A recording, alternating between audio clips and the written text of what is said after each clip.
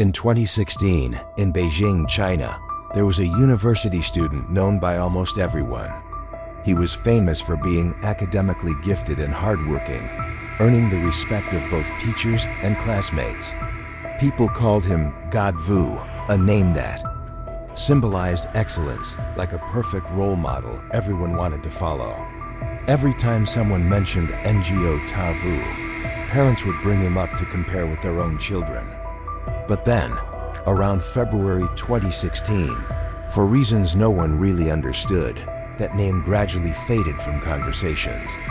People only vaguely heard that Ngo Ta Vu had gone abroad to study.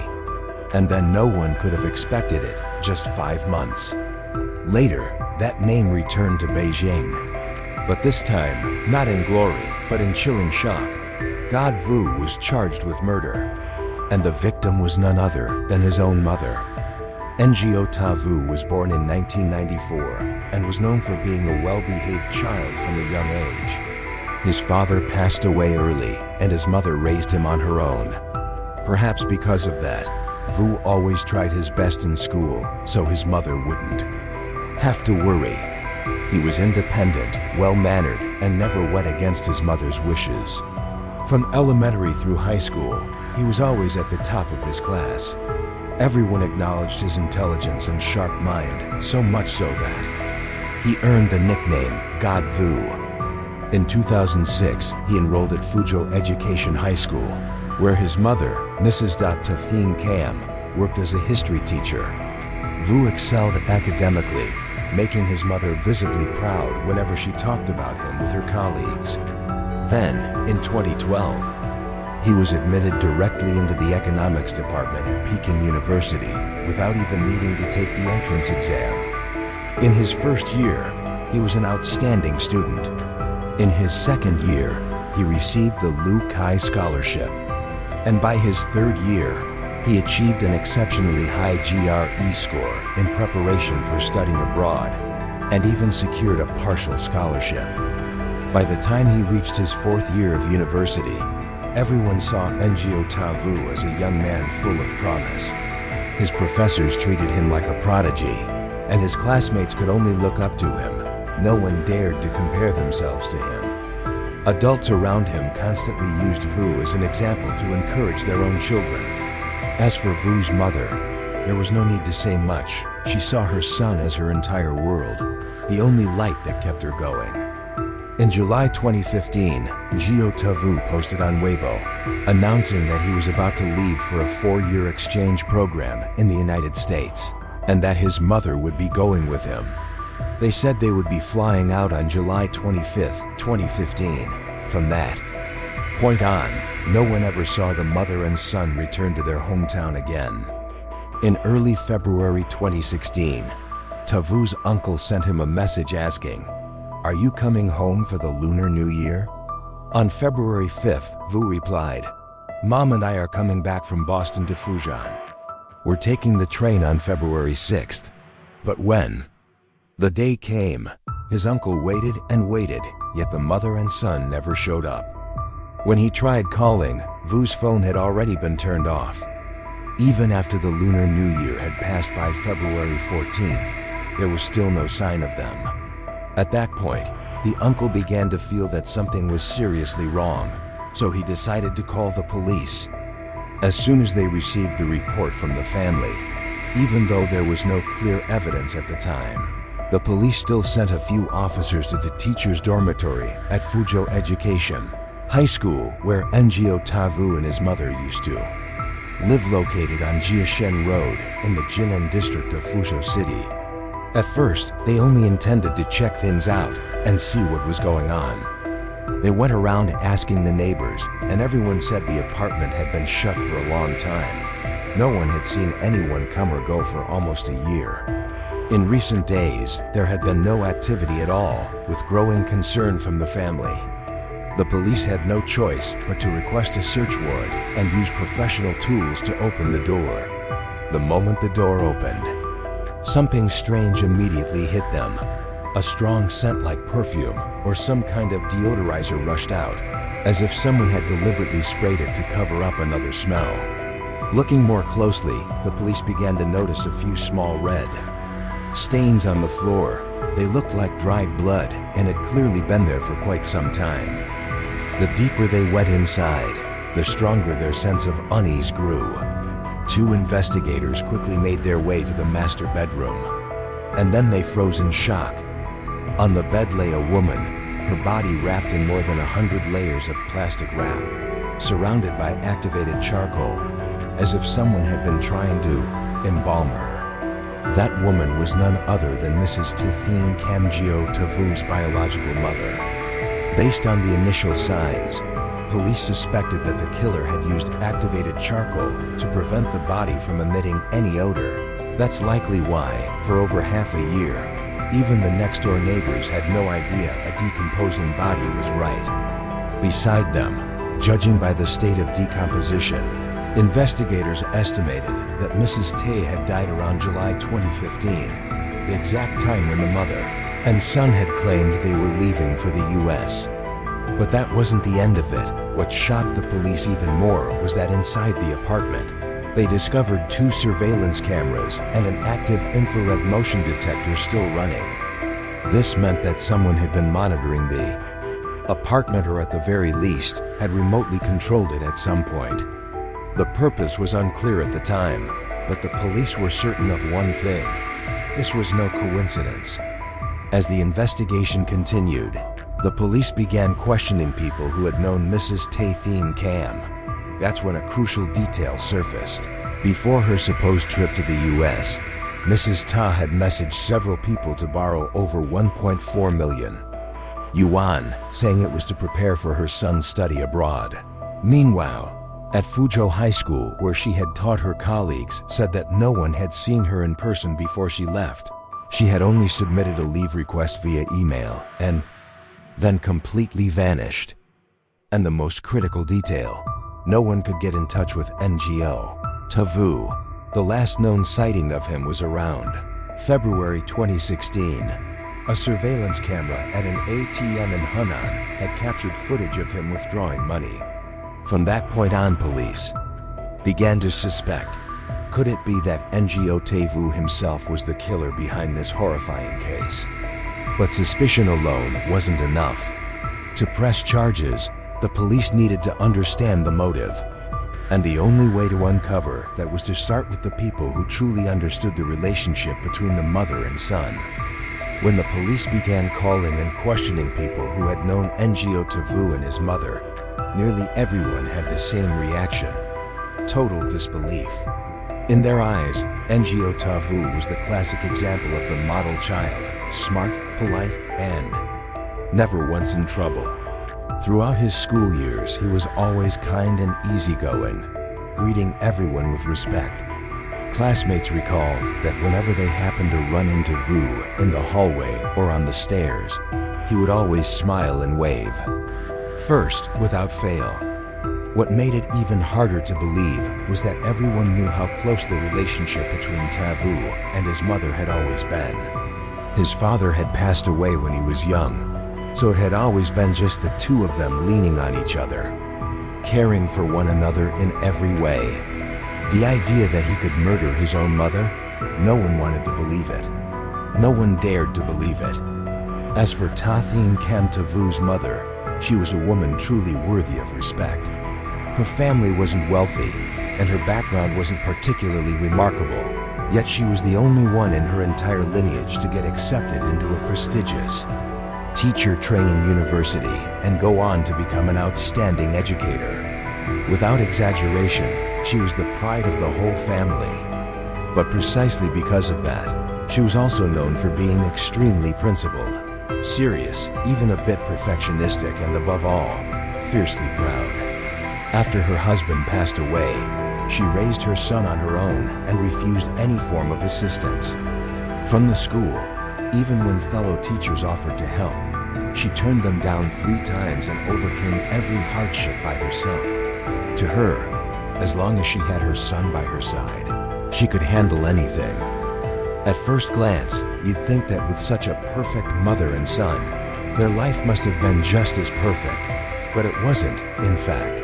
It was that very perfection that became the root of the tragedy. Some neighbors living in the same dormitory block recalled that Mrs. Tia was extremely strict, especially with her son. She held him to very high standards and kept him under near constant supervision. Every night, the two of them had to sit down and talk. It was a rule. She never allowed him to stray from the track she had laid out for his life dating. Absolutely forbidden. In her eyes, her son's life should revolve solely around studying, achieving success, and staying within the rigid boundaries of what she considered proper. Ngo Ta Vu, a child who had always tried his best to please his mother, slowly began to feel suffocated. He didn't dare rebel, but the frustration and repressed emotions kept building up, day by day, like a pressure cooker. Once the police had gathered enough information from witness statements to the strange clues surrounding Vu's disappearance, they decided it was time to act. On March 3, 2016, a nationwide arrest warrant was officially issued. The Fuzhou police offered a 10,000 yuan reward for any information leading to the capture of Ngo Ta Vu. But then, 2 months passed and no one could find any trace. Finally, the police raised the reward to 50,000 yuan. Still, the name Ngo Ta Vu remained unheard of, as if he had vanished from this world entirely. It wasn't until 3 years later, on a day no one saw coming, April 21, 2019, that the net finally closed. Ngo Ta Vu was arrested. That day, at Jianbei Airport in Chongqing, China, police moved in and apprehended a 26-year-old man, none other than Vu himself. What stood out the most was his reaction. He didn't panic. In fact, he was eerily calm, almost cold. No fear, no tears, no struggle, as if everything had gone exactly as he had expected. At the time of his arrest, police found over 30 different identification documents on him, all fake, purchased through black markets online. This revealed that over the past 3 years, Ta Vu had been constantly on the move, fleeing from east to west, living under countless false identities in order to evade capture. That same day, police escorted Ngo Ta Vu back to the station and began an 8-hour interrogation. In the early phase, he didn't deny the crime. In fact, he openly admitted to killing his mother. But when asked about his motive, the method, or what happened afterward, he grew evasive, gave vague answers, and tried to mislead investigators. He only became cooperative when the conversation strayed away from the case. Then, strangely, he turned almost cheerful, even mocking. He initiated conversations, but only about topics like science, knowledge, and abstract thinking, almost as if he were the one teaching the police. A high IQ, a cold and calculated method of murder, and an utterly indifferent attitude, as if nothing had happened. All of it combined to push the case right back into a deadlock. That same day, journalists tried to contact Ngo Ta Vu's maternal uncle, but he refused to speak. Friends and relatives from Vu's past also declined to engage with the media. Everyone was in shock, but just 8 days later, on April 29th, Uncle broke his silence unexpectedly. He said he had forgiven Vu. What he hoped for now, he added, was that during his time in prison, Vu, given his intelligence and writing skills, would produce something meaningful for society. Whether it be a lesson, a warning, or a voice shedding light on the social pressures he himself had endured. On August 12, 2019, the case file was officially forwarded by the Jinan District Prosecutor's Office in Fuzhou to the Municipal Prosecutor's Office for prosecution. Ngo Ta Vu was formally charged with 3 offenses: premeditated murder, fraud, and the purchase and use of forged identification documents. It was during the subsequent interrogation sessions at this stage that Vu finally confessed to the entire crime, revealing a plan that had been meticulously crafted long before it was carried out. Ta Vu recounted, in June 2015, he began planning to kill his mother. Quietly and without raising suspicion, he purchased a sharp weapon and hid it inside their home. One day in July, while his mother Tafine Cam was bending down to tie her shoelaces, he suddenly struck her with a heavy dumbbell. attempting to kill her after committing the crime. He calmly cleaned up the scene, then, using 400,000 yuan. In cash, he went out and purchased desiccant packs, plastic bags, vacuum seal bags, and most notably, activated charcoal. He meticulously wrapped his mother's body in over 100 layers of plastic bags. Between each layer, he placed activated charcoal to absorb odors and prevent neighbors from noticing anything unusual. His cold, calculated actions were so chilling that even veteran investigators were left shaken. The cameras and infrared sensors, they were installed by Ta Vu himself, one in the living room, one in the bedroom. Whenever someone entered, the sensors would send an alert directly to his phone. His sole purpose to remotely monitor his mother's corpse. He wanted to ensure no odor would escape. No one would discover it, and if anything unusual happened, he would know in advance. After cleaning up the crime scene, Ngo Ta Vu remained eerily calm. He took his mother's phone, pretended to be her, and began texting friends and relatives, claiming she needed to borrow money to help fund her son's upcoming study abroad in the U.S. By August 2015, Ta Vu took the deception a step further. He forged his mother's handwriting to create a resignation letter and sent it to her workplace stating she was leaving her job to accompany her son overseas. Everyone believed it. Her colleagues and friends all thought Tai Thien Cam had truly left to start a new chapter abroad with her beloved son. And then, like someone just freed from heavy chains, Ngo Ta Vu completely transformed. He took the money and ran, living a reckless, lazy life, nothing like the diligent, studious boy he used to be. Worse yet, he dove headfirst into everything his mother had once strictly forbidden, especially fraud. That's not all, he even dated women, and at one point, proposed to one with over 10,000 yuan. A chilling question began to surface. Was this the real Ngo Ta Vu all along, the fraudster, the runaway, the liar? Or was he simply acting on impulse? Finally unshackled from the life he'd always felt trapped in? Perhaps only he knows the true answer behind this bitter ending. While in detention, Ngo Ta Vu completely refused any help from lawyers. He didn't want to meet anyone, and no family members came to visit him. On August 26th, during the trial, the entire courtroom was stunned when Ngo Ta Vu began to defend his actions. He said, "I killed my mother because I loved her," according to him. After his father died of cancer in 2010, his mother lived in misery, and he himself lost his way, even having suicidal thoughts. He believed that his mother felt the same, so he wanted to free her. He said he had planned to kill himself after seeing his mother off. But when he saw her lying motionless, he got scared and no longer dared to die. So he chose to run away instead. However, the court did not accept this excuse. The tribunal concluded Ngo Ta Vu had a pessimistic, distorted mindset and a malicious heart, as he plotted to kill his mother over a long period and carried out the act brutally. He trampled on the sacred bond between mother and son, destroyed the foundation of family love, and caused severe social harm. Therefore, although he cooperated during the investigation, it was not enough to reduce his sentence. The court sentenced him to death penalty, lifetime political rights deprivation, an additional fine of 130,000 yuan. No one can deny that Ngo Ta Vu was once an excellent student, an outstanding child, the kind of model kid everyone admired. Everyone believed that with such achievements, he was destined for great things. But no one expected that the great thing he would do was to kill his own mother.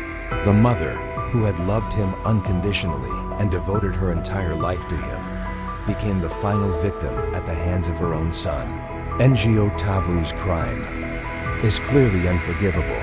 However, after everything, there is one thing worth reflecting on: the pressure and expectations that parents place on their children, if without limits and lacking understanding, can unintentionally become a heavy burden that suffocates the child's mind. And sometimes, instead of pushing their child toward glory, it drives them into the abyss. right after receiving a tip from relatives. Even though there was no clear evidence at the time, the police decided to act immediately. A task force was dispatched to the teacher dormitory area of Fuzhou Education High School, where Ngo Ta Vu and his mother had once lived, located on Jiashan Road in the Shinan district of Fuzhou City. Upon arrival, they began asking the neighbors living nearby. Everyone said the same thing: that apartment has been locked for a whole year. No one has been seen coming or going for a long time. This information, combined with pressure from the family, led the police to immediately request a search warrant. Once approved, they used professional skills to unlock and enter the apartment. As soon as the door opened, a strange scent hit their noses. Not a foul or rotten smell, but rather like perfume or some modern deodorizer, clearly unusual. The apartment had been empty for half a year, yet it smelled so pleasant.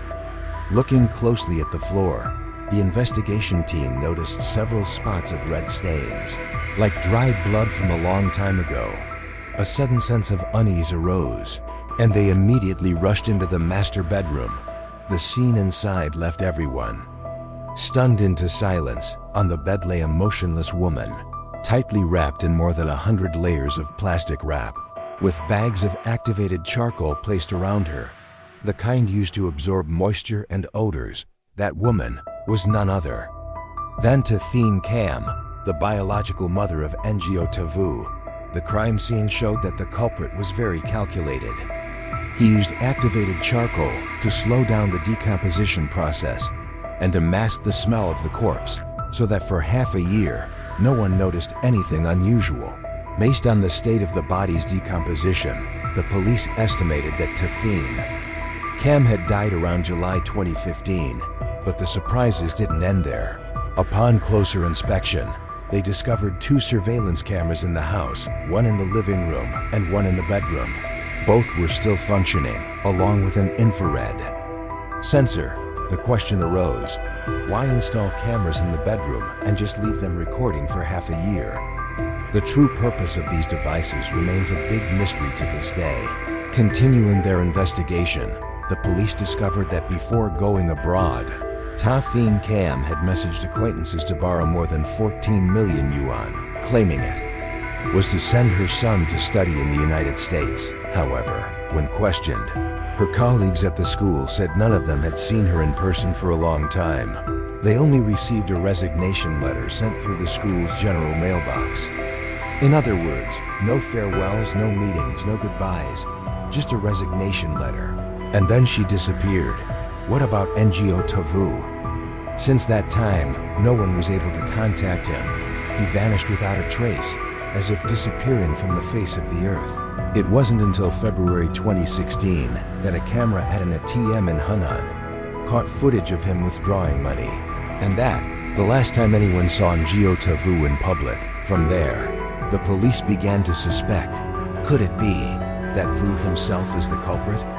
However, suspicion is one thing, but proving the crime is a completely different matter. They needed more evidence, a clear motive, and the fastest way at that moment was to reach out to those who had known the mother and son.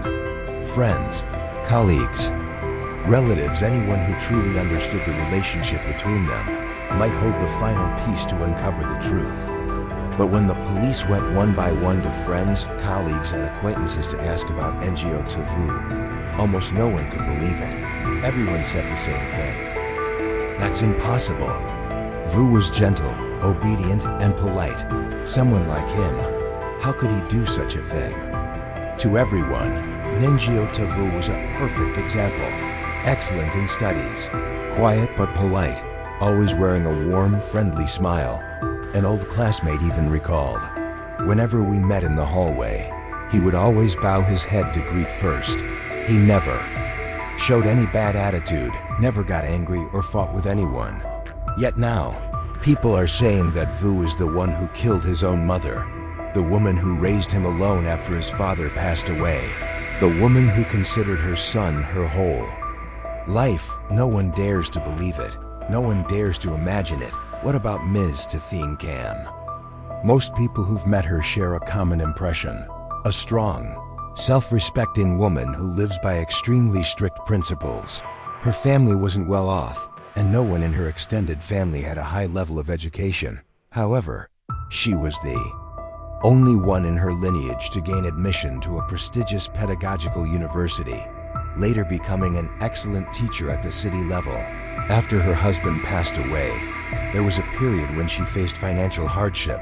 The school offered to help her financially, but she refused 3 times. "I don't want people's pity. I'm still healthy. I can take care of myself." Many of her colleagues still clearly remember that answer to this day. Because of this, everyone said Ms. Ta Vu lived too rationally, too disciplined, and at times too extreme in her pursuit of perfection. And who knows, perhaps it was precisely from that perfection that this tragedy was sown long ago, silently, slowly, and unbeknownst to anyone.